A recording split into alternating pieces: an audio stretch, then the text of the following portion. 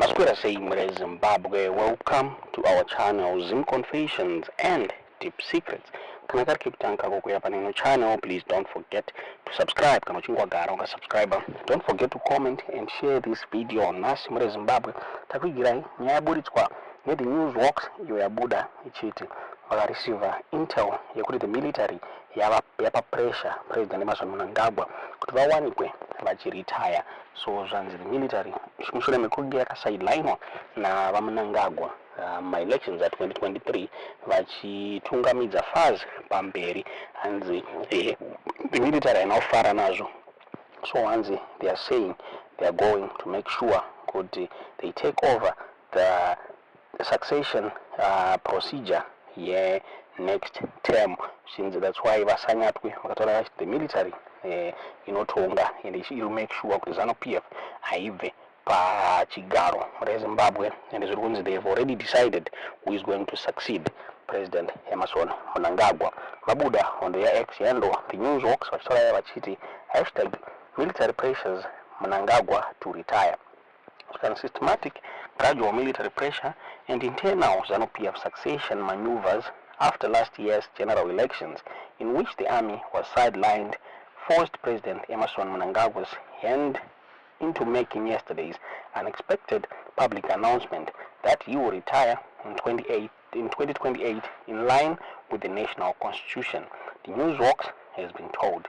This came at a time when Mnangagwa's supporters are intensifying campaigning for him to cling on to power beyond his 2028 constitutional limit to 2030. But Mnangagwa said in Mutare yesterday he will comply with the Zanu PF and national constitutions to retire, although this remains touch and go as his party allies and supporters want him to stay on. After the intelligence-sponsored Forever Association Zimbabwe ran last year's elections, sidelining the military, the traditional power broker in Zanu PF and Zimbabwean politics, Mnangagwa's deputy, retired General Constantino Chiwenga, and his key allies, including Zimbabwe National Army Commander General Anselm Sanyatwe, called out of the woodwork to raise the stakes on succession to determine who comes after Mnangagwa. Newsworks sources say. The same sources told the newsworks that the army was going to push back after the elections to reclaim control and determine the succession outcome, opening a new era into military leadership. They want Mnangagwa, whom they installed through a 2017 coup, to live on or before 2028, insisting it is time up for him. The issue is that President has to comply with the Zanu PF and national constitutions, but that is no longer good enough.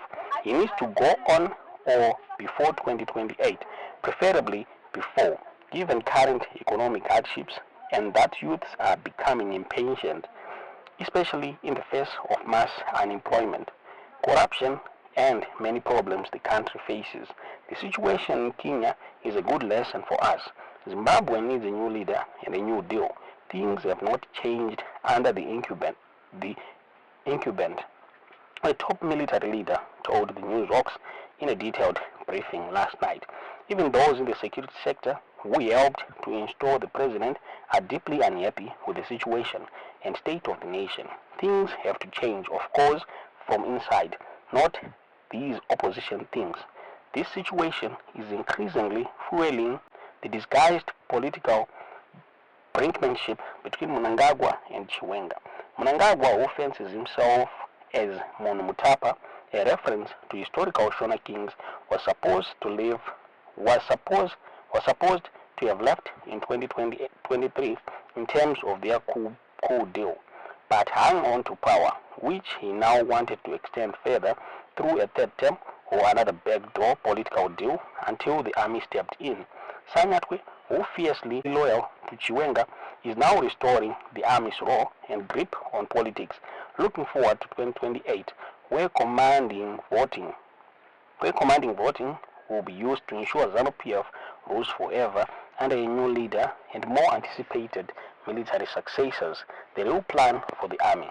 Sanyatwe's remarks that there's going to be command voting and Zanu PF will rule forever are targeted at addressing the internal situation and create visibility and sway, although they have a chilling effect on national democratic politics, constitutionalism, and the rule of law, the sources say. Sketching a typology of army role in Zimbabwe, the source showed the military remains highly politicized, weaponized, and geared to achieve specific political outcomes. From the historic Mnangagwa Declaration in 1975 during the liberation struggle, which installed the late former President Robert Mugabe, Zanu PF leader, through the Mozambican years, into the period of his power capture, consolidation, and retention after 1980 and further beyond 2000, the army loomed large on Zimbabwean politics. The army's dabbling in local politics was made more explicit on 9 January 2000, when the full repertoire of top generals donning full regalia appeared on television, arbitrarily redefining the criteria of the presidents outside the electoral norm, but in support of the incumbent in a mutually beneficial political-military relationship ahead of the presidential elections. That year, Mugabe scraped through against the late founding opposition MDC leader Morgan Tsvangirai with heavy military intervention amid bloodshed. Those interventions persisted from January 2002 to June 2008 until November 2017, when army ousted Mugabe. On 21 November 2017, Mugabe was compelled to tender his resignation at gunpoint after his isolation amid the violent seizure of power through a coup codenamed Operation Restore Legacy on 14 to 15 November. Reluctantly learning from the recent history, Mnangagwa is yielding to pressure which his political master Mugabe failed to do. But then the army interlocutors warns Mnangagwa is not going to go quietly unless forced to do so with irresistible pressure.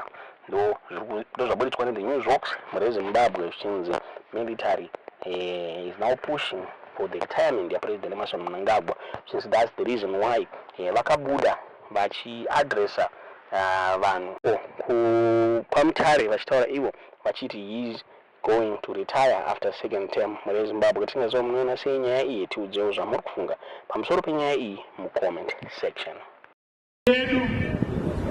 Constitution yedu inotiyo after every 5 years tunoenda kucongress. Takaita congress yedu about 5 years. Every 5 years tunoenda kucongress, haditi? Taenda kucongress ikoko tosarudza president wedu. President wedu anofana kugara matemu maviri e5 years 5 years. Indakaita 5 years yokutanga ikapera tikaenda kucongress mukandidzorera. So ndakuita my last 5 years. Tapera manje ndoenda kundozorora. Toenda kucongress motsvaka umwe anotunamira achitevedzera tsoka dzangu. Maziwa mazuva amwe okuzorora ava pedo. Chaenda kunozorora, toenda kucongress motsvaka anotevedza tsoka dzangu dzamunhu mutaka. Mozvinzwa? Ndakurumai nzeve. Tomorrow is our future, which we must construct.